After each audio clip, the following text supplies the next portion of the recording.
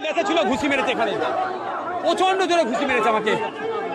আর আমার কলার টলার তো ধরেছে, বাদ দেন, প্রচন্ড জোরে আমাকে ঘুষি মেরেছে।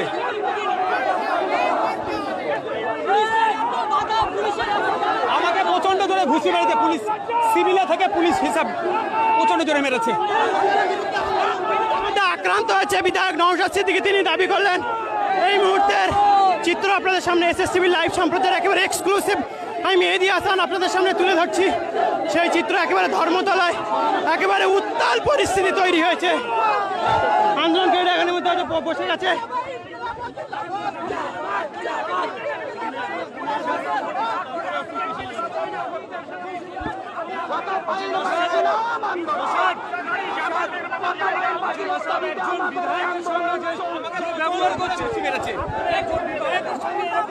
পুলিশে এরকম আচরণ আমি কোনোদিন দেখিনি, এটাকে অনেক হয়েছে।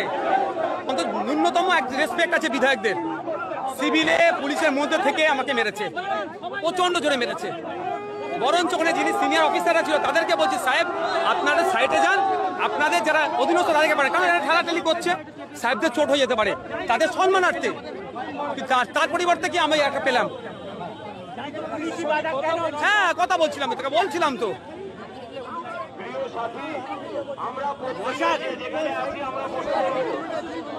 আমাদের 7 দিন থাকবে, আমরা রাস্তা জম করার পক্ষে নয়।